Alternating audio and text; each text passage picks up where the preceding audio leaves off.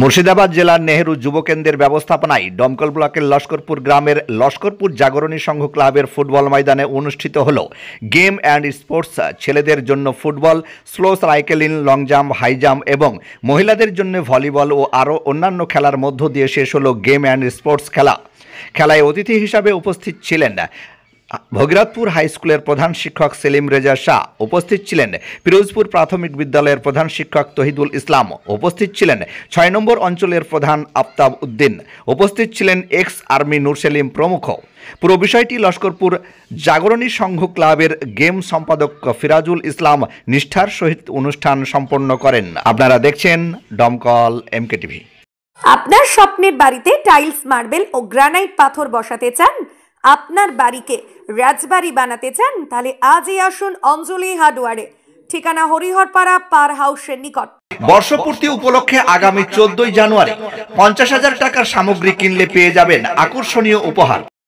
আমরা মূলত এই প্রোগ্রামটি আমাদের নেহেরু যুব কেন্দ্রের প্রোগ্রাম। আমরা প্রতি বছর এই প্রোগ্রাম নেহেরু যুব কেন্দ্রের পক্ষ থেকে করি। অর্গানাইজ নেহেরু যুব কেন্দ্রই করে। আমরা লস্করপুর জাগরণী সংঘ ক্লাব, মূলত আমাদের এই ক্লাবের সভাপতি তহিদুল ইসলাম এবং সম্পাদক আফতাব উদ্দিন, তারা আমাকে যথেষ্ট সহায়তা করে। আমি ক্লাবের গেম সম্পাদক ফিরাজুল ইসলাম। আমরা নেহেরু যুব কেন্দ্রের প্রোগ্রাম শুধু ফুটবল, ভলি নয়, স্পোর্টস এর অনেক খেলা করে থাকি। 100 মিটার, 200 মিটার, ব্যাডমিন্টন, অনেক খেলাই আমরা করে থাকি। যার কারণে আমরা এই নেহেরু যুব কেন্দ্রের কথা আমরা প্রতি বছর শুনি এবং তাদের কথা মতো আমরা যেভাবে প্রোগ্রাম দেয় সেভাবে কিন্তু আমরা প্রোগ্রামটা করতে থাকি। আপনারা কি প্রতি বছরই এই প্রোগ্রাম করে থাকেন? আমরা প্রতি বছরই করি, কারণ আমাদের এলাকার মানুষ খেলাধুলা প্রিয় মানুষ, সংস্কৃতি প্রিয় মানুষ।